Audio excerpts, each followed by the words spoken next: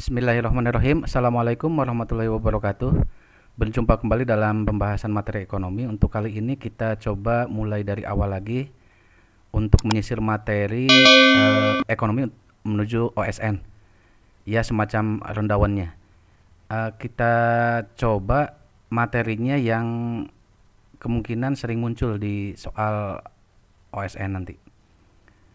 Kita lihat, kita awali dulu dari konsep dasarnya, konsep dasar ekonomi. Ini biasanya ada beberapa soal yang sering muncul dan kita coba bahas untuk mengingatkan materinya. Ya, istilah ekonomi itu berasal dari istilah oikonomia, itu dari istilah Yunani. Itu dibagi ada oikos dan ada nomos. Oikos diingat kembali, itu oikos itu istilahnya keluarga atau rumah tangga, dan nomos itu aturan atau peraturan. Nah, sehingga secara mudahnya ekonomi itu ya pengaturan atau manajemen rumah tangga. Nah, secara lengkapnya ilmu ekonomi itu adalah ilmu yang mempelajari bagaimana manusia memenuhi kebutuhannya. Nah, kebutuhannya yang ingin dipenuhi tapi dengan sumber daya yang ada, biasanya sumber dayanya yang terbatas. Nanti kita bahas di permasalahan ekonominya. Dan semuanya adalah untuk mencapai kemakmuran. Jadi masalah yang yang dihadapi oleh masyarakat, oleh manusia, selalu ingin memenuhi kebutuhannya disesuaikan dengan sumber daya yang ada. Tujuan akhirnya adalah untuk mencapai kemakmuran. Nah, ilmu ekonomi itu membahas seperti itu. Jadi ilmu yang membahas perilaku manusia ketika memenuhi kebutuhannya. Nah, inti masalah ekonomi itu kenapa sampai ada ilmu ekonomi. Jadi kenapa ada pembahasan ekonomi? Karena ada masalah, ada scarcity, kelangkaan.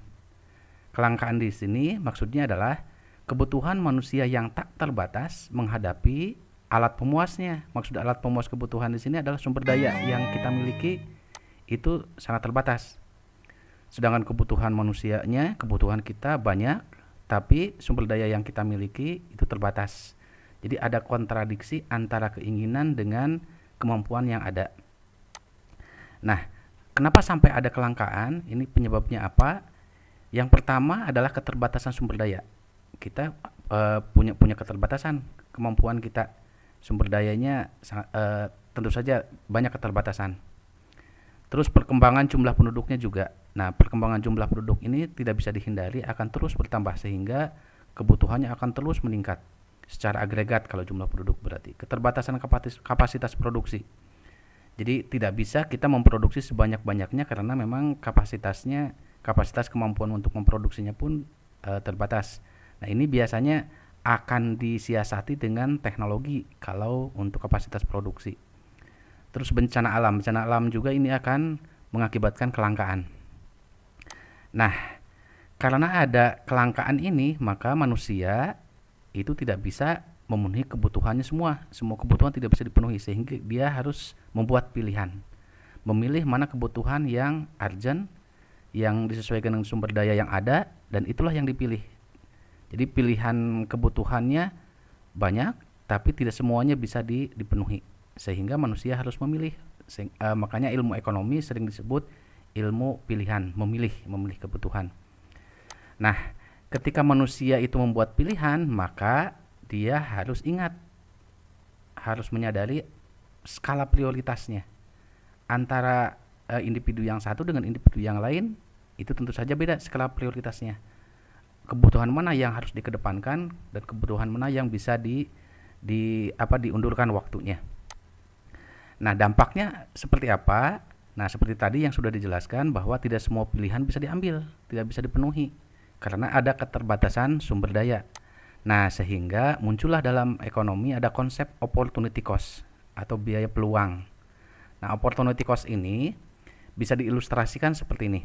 Jadi, kalau kita dihadapkan pada situasi di mana kita ingin memenuhi kebutuhan begitu banyak, maka kita hanya memilih salah satu. Nah, pilihan yang lain tidak bisa diambil. Katakanlah kita sebagai siswa, kita dihadapkan pada pilihan hidup ini. Pilihannya yang pertama adalah kita ingin melanjutkan kuliah. Yang pilihan kedua, bagaimana kalau setelah lulus sekolah bekerja, di tempat A katakanlah dengan gaji 1.200.000 per bulan. Jadi kita tidak kuliah pilihannya. Atau di pilihan yang ketiga, katakanlah kita punya pilihan punya kesempatan yang lain lagi. Bekerja di tempat B dengan gaji 1.500.000 per bulan. Terus kita juga punya pilihan yang keempat, bekerja di tempat ini bukan B nih, di tempat C misalkan dengan gaji 2 juta per bulan. Nah, pilihan-pilihan ini dibuat dalam satu waktu, kita harus bisa memilih mana yang akan diambil. Katakanlah kita membuat pilihan, yang dipilihnya adalah kita melanjutkan kuliah. Nah, kalau pilihan satu yang diambil, maka pilihan kedua, pilihan ketiga, dan pilihan keempat tidak diambil. Sebab salah satu saja yang bisa diambil. Nah, sekarang dari kondisi ini, maka ketika kita membuat pilihan yang pertama, kita melanjutkan kuliah, maka hilang kesempatan kita untuk menikmati pilihan 2, pilihan 3, dan pilihan 4.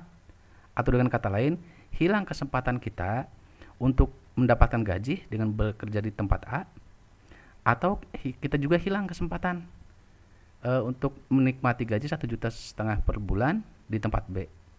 Atau kita juga hilang kesempatan bekerja di tempat C, ini C, dengan gaji 2 juta per bulan. Karena kita memilih satu pilihan.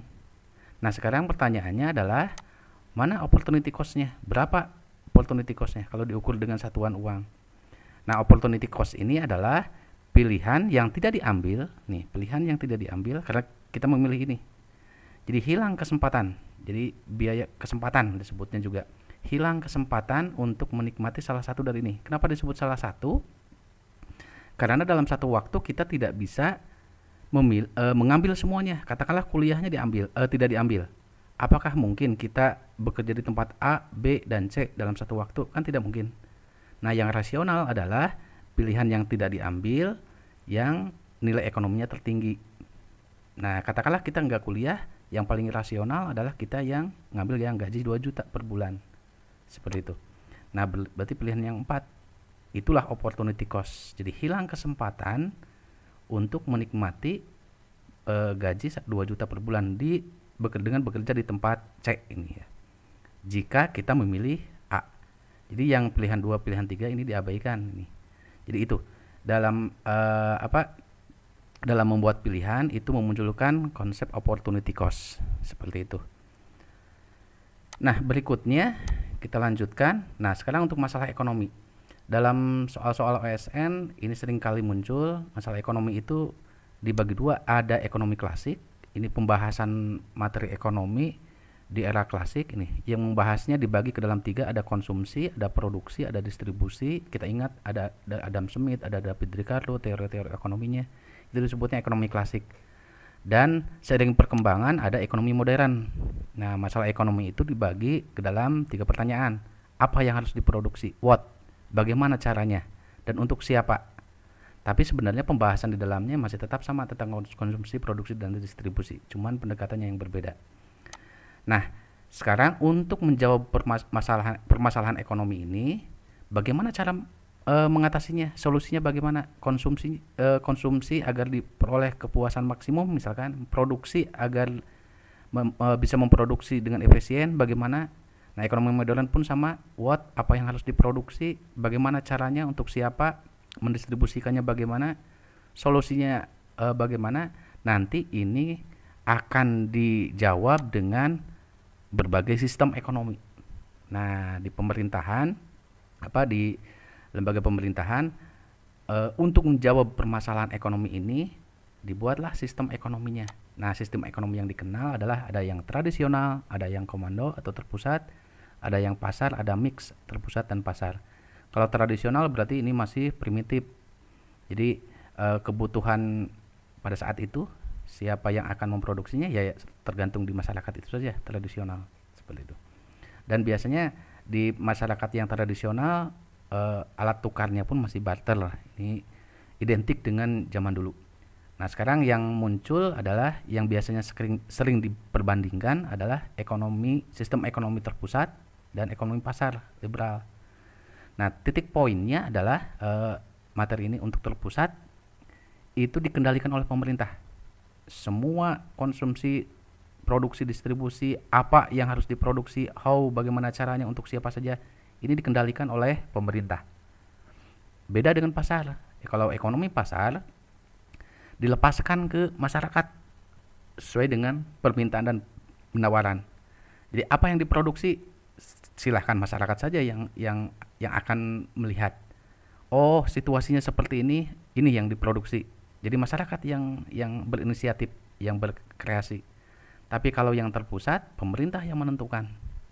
Jadi ini sistem ekonomi pasar untuk menjawab seluruh permasalahan ekonomi ini.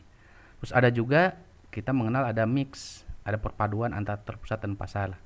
Di berbagai literatur kita menyebutkan bahwa negara kita itu ekonominya ekonomi Pancasila, mengambil kelebihan dari sistem ekonomi terpusat dan kelebihan ekonomi pasar.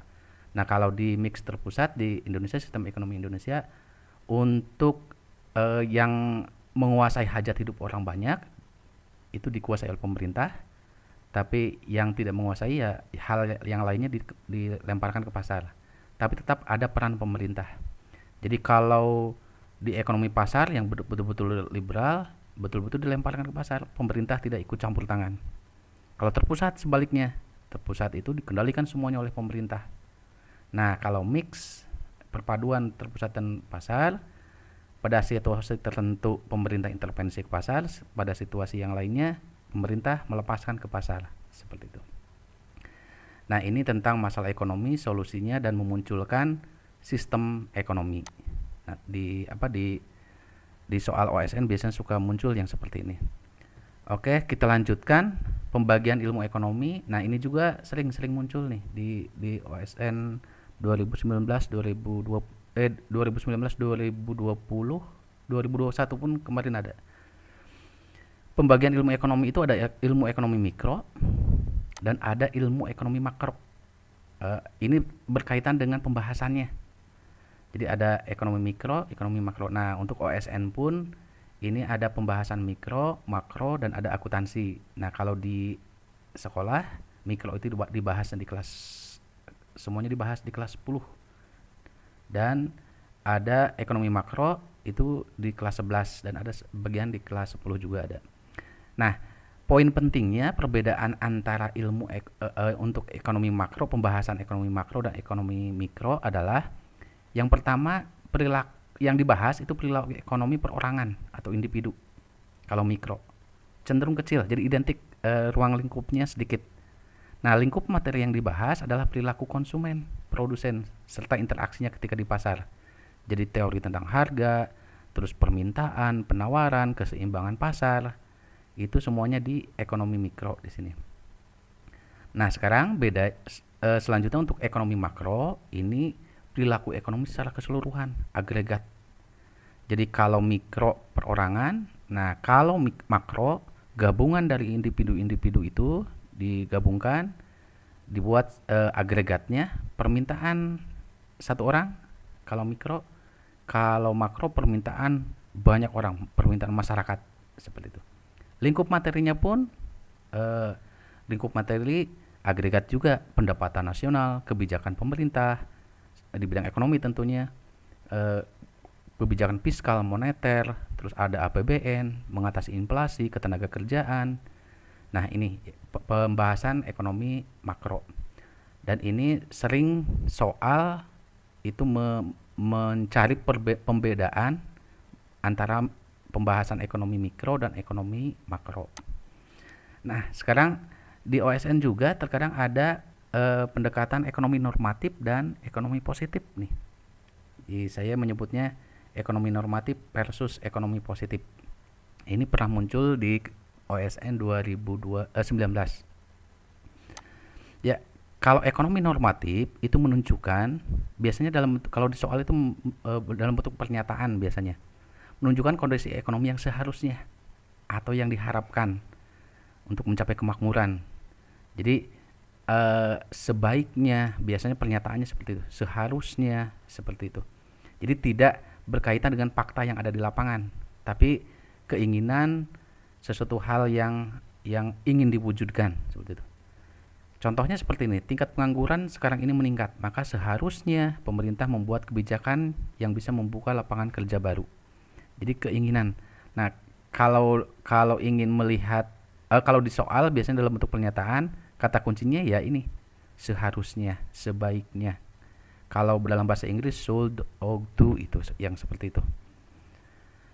Nah, kalau ekonomi positif itu menunjukkan kondisi ekonomi yang seadanya sedang terjadi. Fakta yang ada. Contohnya adalah jika harga BBM naik, maka harga barang-barang akan meningkat. Jadi ini sering disebutnya pendekatan ekonomi hubungan sebab akibat. Sehingga pernyataannya pun seringkali jika titik-titik maka seperti itu. Atau kalau dalam bahasa Inggris if, so, titik-titik seperti itu. Itu ekonomi positif dan ekonomi normatif. Kalau di soal biasanya kita dituntut untuk bisa membedakan mana pernyataan ekonomi normatif dan mana pernyataan ekonomi positif. Seperti itu. Ya, sekarang kita mulai masuk ke miniatur kegiatan ekonomi. Bagaimana kegiatan ekonomi berjalan. Jadi kalau kita ingin melihat bagaimana ekonomi berjalan, nih di lingkungan kita, kita mempelajari ilmu ekonomi itu ilmu ekonomi yang sekarang sedang berjalan di lingkungan sekitar kita. Nah, sekarang bentuk kegiatannya seperti apa sih? Nah, eh, kegiatan ekonomi itu berjalan dibangun oleh interaksi antara rumah tangga masyarakat atau sering disebutnya rumah tangga konsumen dan rumah tangga produsen. Nah, kalau di materi ini disebutnya diagram interaksi antar pelaku ekonomi. Nah, itu menunjukkan bagaimana kegiatan ekonomi berjalan. Dan dari sanalah nanti kita akan membahas materinya seperti itu. Ada rumah tangga konsumen, ada rumah tangga produsen. Nah, kerjaannya rumah tangga konsumen ya membeli barang dan jasa yang kita kenal secara sederhananya seperti itu. Masyarakat itu ya menikmati barang dan jasa, membeli barang dan jasa. Kalau pengusaha, produsen ya memproduksi barang dan jasa seperti itu. Nah, rumah tangga konsumen dan rumah tangga produsen ini akan berinteraksi di dua jenis pasar di pasar. Nah, pasar ini dibagi dua, ada pasar output dan ada pasar input disebutnya. Nah, pasar output ini sering juga disebut pasar barang dan jasa. Sedangkan pasar input adalah pasar faktor-faktor produksi. Seperti itu. Nah, bentuk interaksinya kita lihat rumah tangga produsen itu kerjaannya memproduksi barang dan jasa. Diproduksi barang dan jasa, dia lempar ke pasar barang dan jasa tentu saja. Dan nanti akan dinikmati oleh masyarakat. Sebagai imbal jasanya, maka rumah tangga masyarakat akan memberikan uang, sejumlah uang. Nah, ini dijadikan sumber pendapatan bagi pengusaha, bagi produsen. Untuk apa? Untuk memproduksi barang dan jasa lagi, untuk ekspansi usaha, untuk membuat produksi lebih banyak lagi, seperti itu. Nah, sekarang untuk pasar input, interaksi di pasar input, produsen itu butuh faktor-faktor produksi. Jadi kalau ingin memproduksi barang dan jasa, dia butuh komponen pendukungnya agar bisa menghasilkan barang dan jasa. Nah, komponen yang dibutuhkan untuk memproduksi barang dan jasa itu disebutnya faktor-faktor produksi. Kita mengenal ada sumber daya alam, tenaga kerja, ada modal, dan ada skill atau entrepreneur. Nah, ini disediakan pengusaha bisa memperolehnya dari mana? Dari masyarakat. Nah, dari masyarakat di sini. Masyarakat akan menyumbangkan tenaga kerja, menyumbangkan sumber daya alam, tanah, modal, entrepreneur. Dia akan jual di pasar input. Nah, nanti input produksi ini dipakai oleh rumah tangga produsen, pengusaha, tenaga kerjanya, sumber daya alamnya, modalnya, entrepreneurnya. Jadi kalau produsen ingin tambahan modal, dia bisa ngambilnya, bisa memperolehnya dari pasar input. Katakanlah modal. Ini dari mana produsen pengusaha bisa mendapatkannya? Ini dari masyarakat. Via lembaga keuangan. Masyarakat itu kan ada yang nyimpen deposito, ada yang menyimpan tabungan, ada yang membeli saham, segala macam itu masuknya di pasar input. Nah, itu dimanfaatkan oleh rumah tangga produsen untuk modalnya, untuk mengembangkan usahanya, seperti itu. Nah, perbedaannya di sini, kalau di pasar input yang menyediakannya adalah masyarakat, yang menjualnya produsen posisinya membeli input produksi. Sedangkan di pasar output yang membelinya masyarakat, yang menjualnya produsen. Gitu. Jadi terbalik nih. Jadi kalau di pasar output pembelinya itu masyarakat, kalau pasar input yang membelinya siapa? Itu produsen, pengusaha. Jadi ini harus digarisbawahi di sini. Nah, sebagai imbal jasanya, rumah tangga produsen karena dia sudah mendapatkan tenaga kerja, tanah, modal, entrepreneur, dia akan memberikan imbal jasa dalam bentuk upah, sewa, bunga, dan laba. Jadi tenaga kerja nih, masyarakat yang menyumbangkan tenaga kerja, atau istilah mudahnya dia bekerja di perusahaan, dia akan dapat upah, gaji. Nah, semuanya dalam bentuk uang. Ini sebagai pendapatan bagi masyarakat. Seperti itu. Jadi ketika rumah tangga produsen sudah punya pendapatan dan rumah tangga masyarakat juga sudah punya pendapatan, maka dia punya kekuatan untuk terus berinteraksi dalam sebuah kegiatan ekonomi. Nah, secara umum akan seperti ini. Bagaimana interaksi antara masyarakat dan produsen. Nah, sekarang bagaimana kalau peran pemerintah? Katakanlah ada peran pemerintah. Oh iya, ini kalau dikaitkan dengan materi peran pelaku ekonomi, kalau di sini ada kalau dua sektor hanya produsen dan konsumen. Tapi kalau ada pemerintah disebutnya interaksi tiga sektor. Yang satunya berarti pemerintah. Peran pemerintah bagaimana? Nah, dia bisa memberikan subsidi ke masyarakat jika memang situasinya masyarakat butuh subsidi dalam bentuk kebijakan pemerintah. Kalau situasinya pengusaha atau produsen butuh subsidi, maka dibuatlah kebijakan memberikan subsidi. Nah, produsen di sini tidak identik dengan para pengusaha orang kaya seperti itu. Petani pun ini ketika dia menanam padi, dia posisinya sebagai pengusaha, sebagai produsen, penghasil produk pertanian berarti seperti itu. Kalau memang situasinya perlu dibantu, kalau tidak dibantu maka bahaya nih interaksi dengan masyarakatnya, dengan konsumennya. Maka dia berikan subsidi agar mencapai titik ekonomis yang baik. Terus pemerintah dia bisa beraktivitas, tentu saja butuh anggaran. Dibuat APBN segala macam. Sumber dananya dari mana? Nah, dari menarik pajak dari masyarakat dan pajak dari para produsen dengan aturan perpajakan. Di APBN itu porsi penerimaan pemerintah dari pajak ini sangat besar, malah mendominan dari pajak ini. Ini adalah sumber bagaimana pemerintah beraktivitas, punya tanggung jawab. Dia harus memastikan kesejahteraan masyarakat baik dalam posisi sebagai konsumen maupun sebagai produsen. Terus pemerintah pun bisa berinteraksi di pasar output.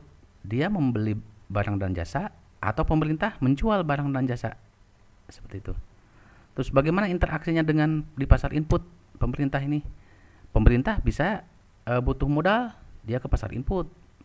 Kita kenal sekarang ada utang. Jadi pemerintah butuh dana, maka dia bisa menerbitkan surat utang. Seperti itu.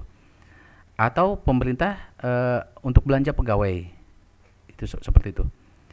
Jadi ini pemerintah ini bisa sebagai masyarakat, posisinya sebagai konsumen, bisa juga sebagai produsen ketika berinteraksi di pasar input seperti itu. Nah, ini interaksi bagaimana ekonomi berjalan ketika ada tiga pelaku ekonomi. Inilah yang terjadi. Nah, sekarang bagaimana kalau sudah masuk ke pasar internasional? Ada pihak luar negeri. Nah, masyarakat luar negeri.